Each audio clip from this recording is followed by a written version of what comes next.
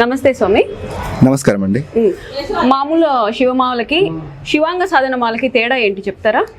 మామూలు శివదీక్ష అనేది ఎప్పటి నుండో మన హిందూ ట్రెడిషన్లో వేస్తూ వస్తున్నారు. శ్రీశైలంకి వెళ్ళి దాన్ని కల్మినేషన్ చేయడం కానీ, లేదంటే వాళ్ళు ఊర్లలో గ్రూపులుగా ఏర్పడి దీక్ష సాధన చేయడం కానీ చేస్తూ ఉంటారు.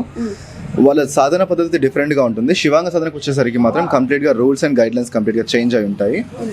మన ఫిజికల్ అండ్ మెంటల్ ఎబిలిటీస్ని బిల్డ్ చేయడానికి ఈ శివాంగ సాధన ఎంతో ఉపయోగపడుతుంది.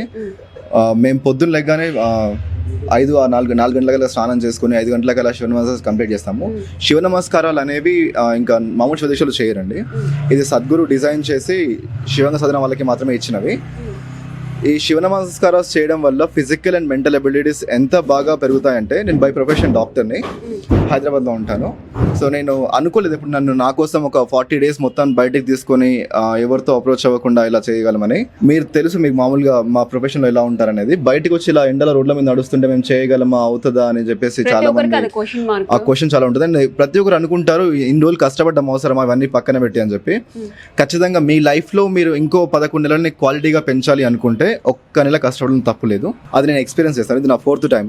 ఈ 1 month అన్ని షెడ్యూల్స్ పక్కన పెట్టి ఎందుకు వెళ్తున్నావు, అది అవసరమా, ఇది అవసరమా, ఇంత కష్టం ఎందుకు చేస్తున్నావు అని చెప్పి చాలా మంది అడిగారు నన్ను. ఇది చేయడం వల్ల నేను వీళ్ళు మిగతా వాళ్ళు 12 నెలల్లో చేసే పనిని ఒక 5 నెలల్లో చేస్తాను అనుకుంటాను. So physical and mental abilities చాలా పెరుగుతాయి. మానసిక ప్రశాంతత దొరుకుతుంది. అన్నిటికీ మించి మేము ప్రతిసారి అందరినీ శివాన్ని సంబోధిస్తుంటాం ఈ దీక్షలో. మామూలుగా సామి అంటారు, ఏ మాల వేసుకున్నా సామి అంటారు, లేదా ఓం శక్తి అని పిలుచుకుంటారు. కానీ దీంట్లో ప్రతి ఒక్కరిని వేసుకున్న వాళ్ళని శివ అంటారు, మాల వేసుకో వాళ్ళని కూడా శివాన్ని సంబోధించి పిలుస్తుంటారు. ఈ మాల యొక్క ముఖ్య లక్ష్యం ఏంటంటే శివునిలో ఐక్యం అవ్వడం. శివుని అందరినీ మేము పిలిచే ప్రతి ఒక్కరిని శివాన్ని పిలుస్తాం. ఎందుకంటే వాళ్ళందరినీ మేము శివుని చూస్తాం. మాకు వాళ్ళలో అలాగే చూడాలని చెప్పి అనుకుంటాము. మేము అలాగే ట్రీట్ చేస్తాం. మాలో ఉన్న వాళ్ళందరినీ కూడా మేము శివునితో సమానంగానే ట్రీట్ చేస్తాము. బయట వాళ్ళు వచ్చిన అందరినీ శివునితో సమానంగానే చూసుకుంటాం. అందుకని అందరినీ శివాన్ని పిలుస్తూ ఉంటాము. ఈ మాల యొక్క ముఖ్య లక్ష్యమే అది, శివునిలో భాగం అవ్వడము. దానికి సంబంధించిన సాధన చేస్తూ ఉంటాము. శివ నమస్కారాలు అంటారు, అది ఎలా చేస్తారో, అది ఎప్పుడు చేయాలి? సూర్య నమస్కారాలు లాగానే శివ నమస్కారాలు అనేవి డిజైన్ చేయబడ్డాయి. కాకపోతే ఇవి వెరీ ఇంటెన్స్ గా ఉంటాయి అండ్ డిఫరెంట్ పద్ధతిలో ఉంటాయి. అర్లీ మార్నింగ్ లైక్ సన్సెట్ ముందు చేస్తాం అండ్ సన్ రైజ్ తర్వాత మళ్ళీ చేస్తామండి. దాన్ని శివ నమస్కారాలు అంటారు. దీన్ని సద్గురు డిజైన్ చేశారు. సో సన్సెట్ కి ముందు సన్ రైజ్ తర్వాత చేస్తామండి. పాదయాత్ర అంటున్నారు కదా, ఈ దారి పొడుగున ఏమైనా మ్యాప్ ముందే ప్రిపేర్ చేసుకుంటారా మీరు? మ్యాప్ చాలా సార్లు ముందు డిజైన్ చేస్తాము. బట్ కొన్నిసార్లు ఎక్కడి నుంచి వస్తున్నారు కదా, మీకు రూట్స్ తెలియదు అనమాట. ముందుగానే ఎవరైనా గైడెన్స్ ఇచ్చి కోఆర్డినేటర్ ఉంటారు ఖచ్చితంగా. వాళ్ళు ముందే ప్రీ ప్లాన్ చేస్తారు. సాధన మొత్తం పాదయాత్ర ఎక్కడి నుంచి స్టార్ట్ అవ్వాలి, ఎక్కడ స్టే ఉంటుంది, ఎవరు దాతలు ఉన్నారు, ఇవన్నీ ముందే ప్లాన్ చేస్తారు. ఎక్కడైనా కొన్నిసార్లు తప్పుగా జరిగినప్పుడు ఇమీడియట్ గా మనం సర్దుకొని పోతా ఉంటాము. ఈ యాత్ర చాలా నేర్పిస్తుందండి. మనము అనుకున్న కంఫర్ట్ జోన్స్ నుండి బయటకు రావడానికి. లైక్ ఇంట్లో ఉన్నప్పుడు ఏసీ నుండి బయటికి రాము, అసలు 3 times ఫుడ్ కావాలి, కాఫీలు, టీలు అన్నిటికీ చాలా వాటికి అలవాటు పడిపోయి ఉంటాము. బయటకు వచ్చి ఒకసారి సాధనలో దిగిన తర్వాత మన కంఫర్ట్ జోన్స్ అన్నిటిని పక్కన పెట్టి మనము ఎలా ఉన్నా మనిషి బతికేలాగా నేర్పిస్తుంది సాధన. నాకు ఈరోజు అన్ని ఉండొచ్చు, రేపు పొద్దున ఏం లేకపోయినా నేను దిగులు పడకుండా ఎలా బతకాలి, ఎలా అందరితో మెలగాలి అన్న విషయాలు చాలా దగ్గరగా నేర్పిస్తుంది శివాంగ సాధన. ఈ సాధన చేయడం వల్ల కొత్త విషయాలు మన లైఫ్ డిజైన్ చేసుకోవడానికి కూడా పనికొస్తుంది. చాలా బాగా పనిచేస్తుంది. అండ్ ఇంత ముందు ఎవరిని కలవం కాబట్టి ఇప్పుడు ఎక్కువ స్ట్రేంజర్స్ తో కలుస్తూ ఉంటాం, మాట్లాడుతూ ఉంటాము. ఎదుటి వాళ్ళతో ఎలా బిహేవ్ చేయాలి, వాళ్ళు మనతో ఎలా ఉంటారు, మనము డిఫరెంట్ ప్రదేశాలు తిరుగుతూ ఉంటాం కనుక ప్రదేశాల్లో ఉండే గొప్పతనం తెలుస్తూ ఉంటాయి. మేము మాక్సిమం గుళ్ళే విజిట్ చేస్తాం ఎక్కువగా. ఆ గుడి గొప్పతనం తెలుస్తూ ఉంటాయి. అక్కడ ఎనర్జీని తీసుకోవడం కానీ, it is all beautiful process. మనం అసలు ఎక్స్ప్లెయిన్ కూడా చేయలేము. అసలు మామూలుగా చాలా మంది అనుకుంటారు ఇంత ఎక్కగలమా, చేయగలమా అని చెప్పి. ఒక్కసారి చేస్తే గానీ వాళ్ళు మళ్ళీ రావడానికి ట్రై చేస్తారు. యూత్ దీని గురించి, ఈ శివ సాధన గురించి ఇంట్రెస్ట్ చూపిస్తున్న, శివాంగ సాధన మాల వేస్తే నాకు కూడా ఇలా జరుగుతుంది అంటే మెంటల్ గాను ఫిజికల్ గా కూడా కొంచెం స్ట్రాంగ్ అవ్వచ్చు అని అవేర్నెస్ వచ్చిందంటారా? చాలా వరకు జనాలకి తెలిసింది శివాంగ సాధన గురించి. ఇంకా తెలియాల్సింది ఉంది. అది మీ మీడియా వల్లనే అవుతుంది ఖచ్చితంగా. జనాలకు కొంచెం ఏదైనా సరే వాళ్ళకి ఒక రుచి తెలిస్తే తప్ప దాని గురించి రారు. ఒకసారి ట్రై చేస్తే తప్ప దాని గురించి మనకు తెలియదు.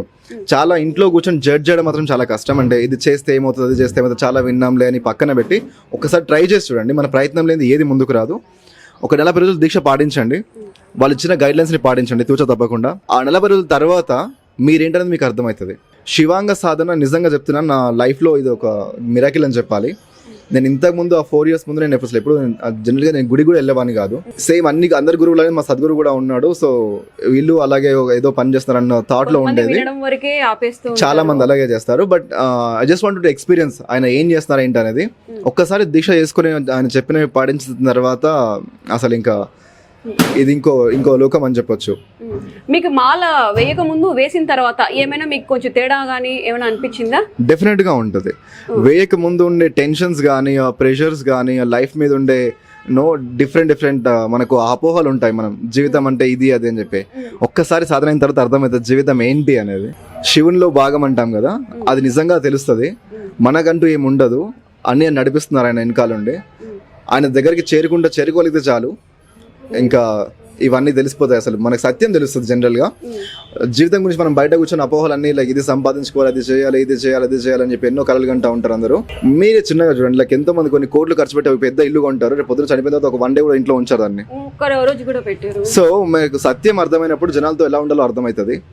రేపు పొద్దునే మనం ఒకవేళ కాలం చేస్తే ఈ రోజు జనాలతో ఎలా ఉంటాం, మనకు కోపం కానీ ద్వేషం కానీ స్వార్థం కానీ ఇలాంటివి ఏమీ ఉండవు. సో అవన్నీ పక్కన పెట్టి 40 రోజులు మేము ప్రాక్టీస్ చేస్తాం. 40 రోజులు జనరల్గా ఎందుకు చేస్తారంటే by medical field generally biologically and mentally body time తీసుకుంటుంది చేంజ్ అవడానికి, మళ్ళీ మనం చేంజ్ అవడానికి. అది 21 days నుండి 42 days వరకు ప్రాసెస్ అవుతుంది. ఈ 40 days మనం ప్రాక్టీస్ చేస్తే కనుక దీన్ని కంటిన్యూ చేయడానికి ఒక అవకాశం ఉంటుంది. ఏ దీక్ష అయినా సరే మన మామూలుగా మండలం రోజులో ఉంటుంది. ఆ మండలం పాటు ఎందుకు అంటే మనలో మంచి అలవాట్లను పెంపొందించుకోవడానికి. It's obviously science, everything is a science, we just don't know about it. మనం చాలా వరకు జనాలకి వాళ్ళ ఎక్స్పీరియన్స్ లేదు కనుక నమ్మకపోవచ్చు, తెలియకపోవచ్చు. దానికి చాలా సైన్స్ దాగుంటుందండి. మనం మెంటల్గా ఏ ప్రాక్టీస్ చేయాలన్నా మనం ఫిజికల్గా బాడీని రెడీ చేసుకోవాలి. మేము పొద్దున్న చేసే పనే అది. చలితో స్నానం చేస్తాం, ఎందుకంటే నేచర్కి ఇంత దగ్గరగా ఉంటే అంత ఎక్కువ ఎక్స్పీరియన్స్ చేయొచ్చు. సో చాలా మంది ఇప్పుడు మామూలుగా ఒక ఎగ్జామ్ ఉందనుకోండి, మనకి ఫీవర్స్ చదవలేం కదా. సో బాడీ ఫిజికల్గా రెడీ ఉంటే మెంటల్ ఏదైనా చేయడానికి ఎబిలిటీగా ఫ్రీగా ఉంటుంది.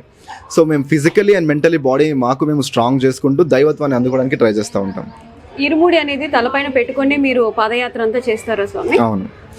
ఇరుముడులు చాలా వరకు అంటే వేరే దిశలో ఎలా ఉంటాయో మనకు వేరే దిశలో వాళ్ళు కర్మఫలాలు అంటారు, కర్మానుభూతి అంటారు, లేదంటే వాళ్ళు చేసిన తప్పులన్నింటినీ తీసుకెళ్లి దేవుని సమర్పించడం అంటారు.